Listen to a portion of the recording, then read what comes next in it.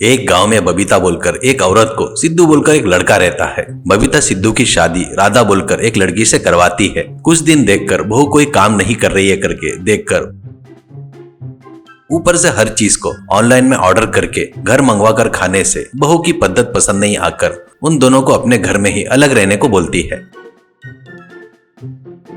ऐसे एक दिन बबीता बाहर आ रही थी। बाहर झूले में झूल रहे राधा को सिद्धू कॉफी लाकर देता है।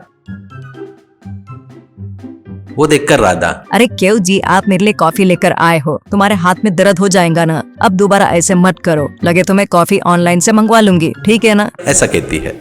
तो उसकी माँ बबीता, ऑर्डर करने के बाद गांव के मंदिर के पास जाकर भीख मांग कर खाओ। हाँ रे, इतने दिनों में एक भी काम नहीं करता था ना, नई नई बेबी आया तो यूट्यूब में देखकर सीख रहा है। हाँ, इतने दिनों तक माँ ने मेहनत किया है ना, उसका कुछ नहीं, नई पत्नी के लिए काम वाली भी रखने की सोच रहा है ना, मैंने सब इंक्वायरी कर लिया है। ऐसे मेरे को गुस्सा आया ना, दोनों की टांगे तोड़ दूंगी। कितना भी पढ़ी लिखी रहे तो इंसान को घर का खाना बनाना आना चाहिए ना। यही नहीं, अभी कोई आने दो, तेरी पत्नी काम नहीं सीखी तो कल सब लोग मुझे ही कहेंगे ना, इसलिए आज से तेरी पत्नी ही खाना बनाएगी। बीच में तू आया तो मैं क्या करूँगी, मुझे ही बनानी। ऐसा कहने से सिद्धू बगैर कुछ बोले चला गया।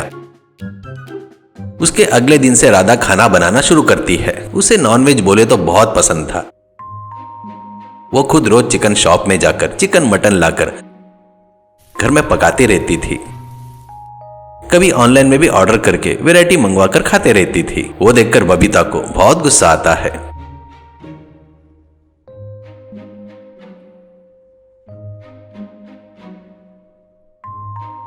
उस बात पर वो रोज लड़के से झगड़ा करती थी। उसकी बात सुनकर एक दिन सिद्धू, अरे देखो माँ, तुम कितनी बार भी बताओ तो तुम दोनों के बीच में मैं नहीं आ सकता। राधा को बगैर नॉनवेज के नहीं जमता और आपको नॉनवेज नहीं जमता है। इस बात के लिए तुम ही कोई प्लान बनाकर तुम ही बहू को रास्ते पर लेके आओ माँ, कहकर चला गया। ऐसे ही रहते हुए ये बात बबीता पड़ोस की जमुना बाई से कहती है। वो बात सुनकर जमुना बाई, क्या खाना बनाना नहीं आता क्या, ऑनलाइन ऑर्डर करके खाती क्या? तो अभी सर्दियाँ आ रही है ना, तो एक काम करो दीदी, सेहत ठीक नहीं बोलकर 4 महीने तक नॉनवेज बंद कर दो, कहकर घर में कोई नहीं खाएंगे, ऐसा कुछ तो भी बोलकर कारण बताओ, तब क्या करती है देखो, ऐसा कहती है। वो बातें चोरी चुपे सुनकर राधा मन में, ओहो, तो ये मामूली लोग नहीं हैं, कोई तो भी बड़ा प्लान ही बना रहे हैं, इनको सबक सिखाना ही पड़ेगा, मुझे कोई बड़ा प्लान ही करना पड़ेगा करके सोचती है। उसके बाद पति के पास जाकर, अरे क्यों जी, पता नहीं मुझे क्यों सासू माँ को मैं परेशान कर रही हूँ करके लग रहा है, इसलिए मैं सासू माँ जैसी बोलती है वैसे बदलने की सोच रही हूँ। अब 4 महीने के लिए नॉनवेज खाना बंद कर दूंगी। वैसे ही सासू माँ और ससुर जी, आप हम सब मिलकर खाना बनाएंगे जी, क्या कहते हो? ऐसा कहती है। तो सिद्धू वो बातें माँ को जाकर बताता है। वो सुनकर बबीता बहुत ही खुश होती है। ऐसे ही रहते हुए अगले दिन बबीता से राधा, सासू माँ, ये 4 महीने में बढ़िया रोटी पनीर की सब्जी खाने की सोच रही हूँ, इसलिए रोज 1 किलो पनीर मंगवाओ। ऐसा कहती है। तो बबीता ठीक है करके लड़के को बताती है। सिद्धू शाम को पनीर लाता है। उस पनीर से राधा यूट्यूब में देखकर तरह तरह के पनीर की सब्जी बनाना देखती है। उससे एक सिलेक्ट करके अब बनाना शुरू करती है। उसके बाद बहुत देर मेहनत करके रोटी भी बनाती है। अगले दिन रोटी और पनीर की सब्जी थोड़ा पति को थोड़ा ससुर जी को देती है। वो लोग खाने के बाद बचे हुए सब्जी में से पूरे पनीर के पीस खुद लेकर सब्जी खा लेती है।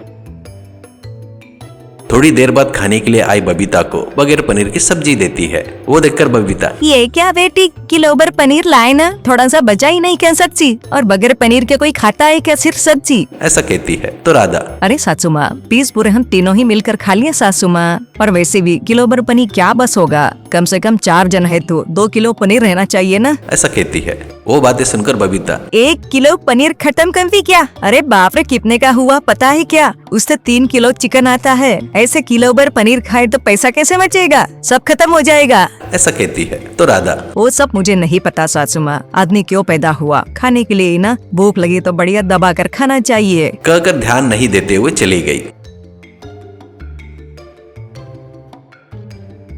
उसके अगले दिन घर में एक व्यक्ति के लिए भी पनीर नहीं बचाते हुए पूरा फ्राई करके खुद ही अकेले खा लेती है।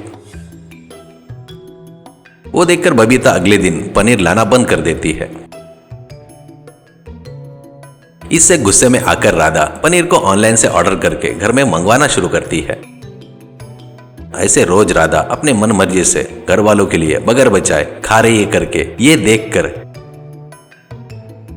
एक दिन लड़के से बबीता, अरे तेरी पत्नी क्या है रे, खाने के लिए पैदा हुई जैसे खा रही है। एक एक रोटी के लिए एक एक पाव पनीर खत्म करती है। उस दिन वैरायटी बोलकर किलो भर पनीर फ्राई करके दबा दी पूरा। ऐसे ही रात अपना घर खेत सब बेचना पड़ेगा रे। ऐसा कहती है। सिद्धू, कुछ लोगों को भड़काना नहीं चाहिए माँ, मेरी पत्नी भी उन लोगों में से है। ऐसे लोगों को अच्छे रास्ते पर लाना पड़ता है, नहीं तो अपने को ही उनके रास्ते पर चलना पड़ता है। वही मैं इतने दिनों से कह रहा था, तुम बीच में आ गए। देखो मेरी पत्नी जैसे के साथ क्या करना पता है क्या, उसको जिम्मेदारी सौंपना चाहिए, तभी वो अलर्ट रहेगी ना। देखो तुम सास बहू के झगड़े में एक दूसरे से स्पर्धा करके पूरा पैसे बर्बाद कर रहे हो, इसलिए तुम अब चुपचाप बगैर बात किए रहो, उसको मैं बताता हूँ ना। ऐसा कहता है।